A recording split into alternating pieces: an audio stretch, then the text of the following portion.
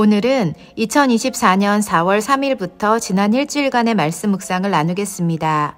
저는 신명기를 묵상하고 있습니다. 말씀 묵상 시작합니다.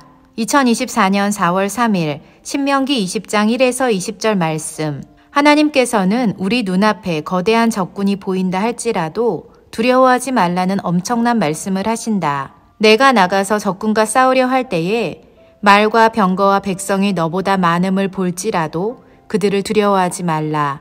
애굽 땅에서 너를 인도하여 내신 내 하나님 여호와께서 너와 함께 하시느니라. 사실 이 한마디의 말씀이 하나님께는 너무나 쉽지만 우리에게는 엄청 어려울 수 있는 말씀처럼 들린다. 도대체 어떤 담력과 자신감과 용기가 있어야 눈앞에 보이는 거대한 군사 앞에서 벌벌 떨지 않을 수 있을까? 마치 쓰나미가 앞에서 나를 덮칠 것만 같은데 그 상황에서도 두려워하지 않을 사람이 누가 있을까? 무섭고 두렵고 죽을 것만 같은 패닉 상태에 있을 때 하나님의 위로와 격려는 심플하다. 두려워하지 말라. 하나님의 이 심플한 말씀은 하나님에게 있어서 그 일은 정말 아무것도 아닌 것이기 때문이다. 우리 눈에 커 보이는 삶의 문제가 하나님의 시선에서는 아무것도 아닌 것. 어쩌면 그래서 하나님은 이렇게 말씀하시는 것 같다. 내 눈에 그 문제가 너를 휩쓸 것처럼 보일지라도 라고 말이다. 하나님은 눈에 보인다라는 것을 우리에게 인지시키고 계신다. 이 눈에 아무 증거 아니 보여도 믿음만을 가지고서 늘 걸으며 살아가야 하는 것이지만 반대로 이 눈에 크고 두려운 장애물이 보여도 믿음만을 가지고서 늘 걸어야 한다는 사실이 말이다. 눈앞에 펼쳐진 장애물 앞에서 우리에게 필요한 것은 믿음이라는 사실을 다시금 말씀해 주신 하나님께 감사드린다. 2024년 4월 4일 신명기 21장 1에서 23절 말씀. 이스라엘 백성들이 지켜야 하는 법과 규정이 많은데 특별히 오늘 말씀에서 눈에 띄는 것은 땅의 소유권에 대한 부분이다. 하나님께서는 특별히 이 땅은 내 것이다 라고 강조하시기보다는 일상의 모든 법과 규정 속에서 자연스럽게 하나님의 소유권을 인지시킨다는 생각이 들었다.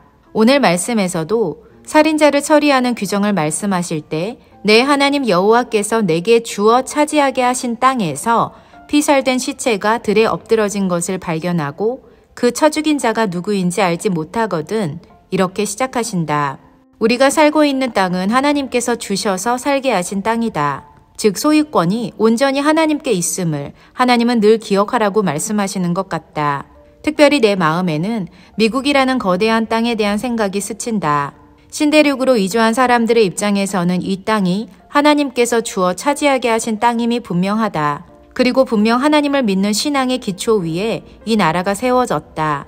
하지만 어느덧 시간이 흘러 땅의 소유권에 대한 주장이 하나님이 아닌 개인으로 바뀌었고 그만큼 나라가 가진 정체성과 이미지도 바뀌어 버린 것 같다. 미국은 축복받은 땅이 맞지만 어쩌면 그 영적 의미는 옛 영화에 불과한 것이 아닌가라는 생각도 들었다. 모든 것이 하나님의 것이라는 생각, 다시 말해 우리가 소유한 집도 재산도 그 무엇도 우리의 것이 아닌 하나님께서 주셔서 살게 하신 것이라는 것을 매 순간 인지하고 인정하며 살아가는 것이 신앙이 변질되지 않고 믿음이 약해지지 않는 방법이라는 생각이 들었다. 나와 남편이야말로 소유권이 없는 나그네처럼 살아가는 인생이다. 하나님께서 주셔서 살게 하신 그 땅에서 그것이 하나님께서 허락하신 것임을 감사하며 살아가는 내가 되어야 하겠다. 2024년 4월 5일 신명기 22장 1에서 12절 말씀. 하나님께서는 우리의 형제가 소나 양을 잃은 것을 보거든 못 본 채 하지 말고 반드시 끌어다가 우리 형제에게 들리라고 말씀하신다. 낙이라도 그리하고 의복이라도 그리하고 형제가 잃어버린 어떤 것이든 우리가 그것을 얻을 때에는 다 그렇게 못 본 채 하지 말라고 하신다. 하나님께서는 이 규정을 통해 무엇을 말씀하고 싶으신 것일까?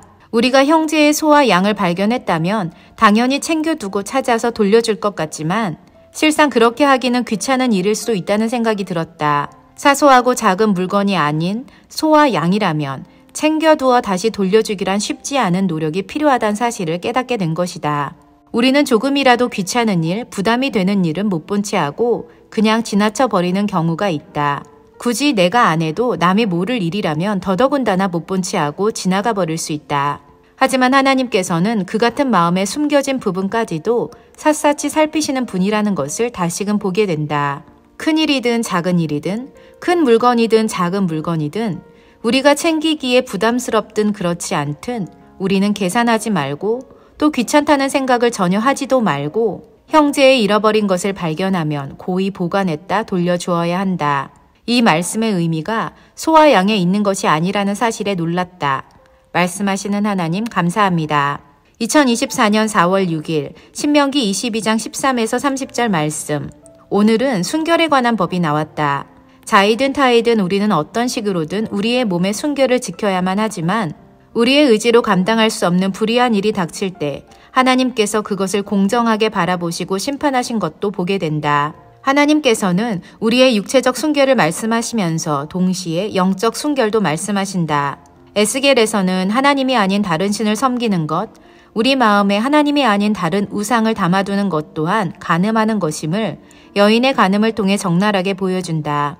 우리가 지켜야만 하고 또 지켰을 몸의 순결처럼 하나님을 눈으로 직접 뵐 그날까지 영적인 순결함도 지켜야 함을 다시금 다짐해 본다. 하나님 외에 다른 신을 섬겨서는 안 된다는 것은 물론이거니와 하나님보다 더 사랑하는 무엇이든 있어서도 안 된다는 사실 명심하자. 2024년 4월 7일 신명기 23장 1에서 18절 말씀. 하나님의 영이 우리 안에 거하시기에 우리 몸이 하나님의 성전이라는 사실은 익히 알고 있다.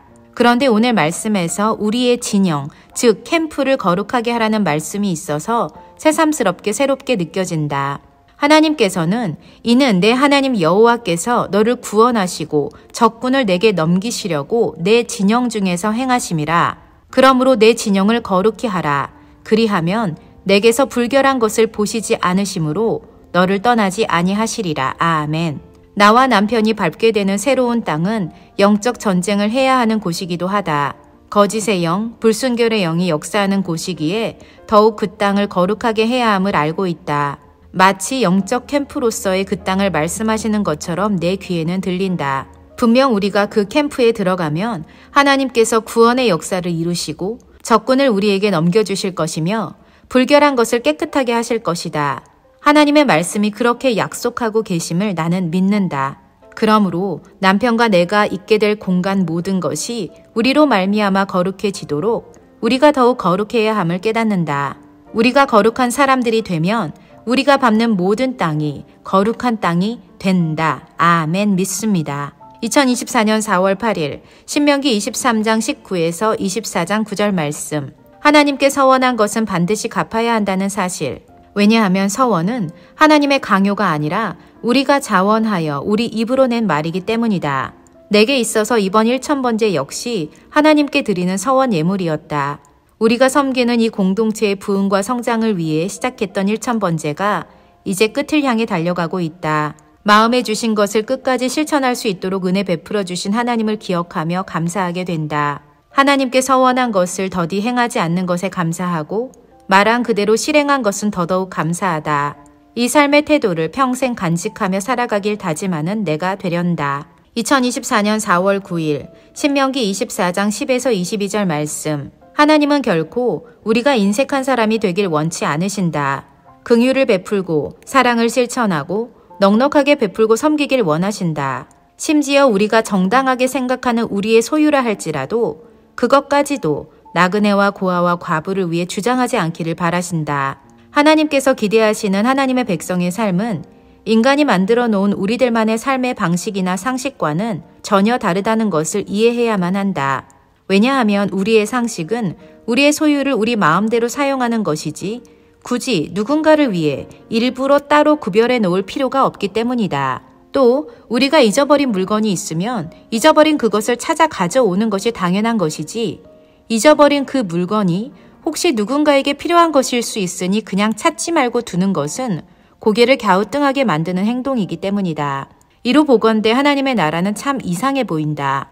지극히 상식적인 사람들에게는 도무지 이해할 수 없는 원리가 적용되는 또 다른 세상처럼 느껴진다. 하지만 또 이상한 것 하나는 이렇게 살라고 말씀하시는 하나님의 음성이 내 귀에는 지극히 당연하고 자연스러운 삶의 원리로 들려진다는 사실이다. 하나님의 나라는 이상한 사람들이 모여 사는 이상한 나라인 것만 같다. 그리고 세상 사람들의 시선에서 우리가 이상하게 보여야 그게 하나님 나라의 정상이란 사실도 기억해야겠다.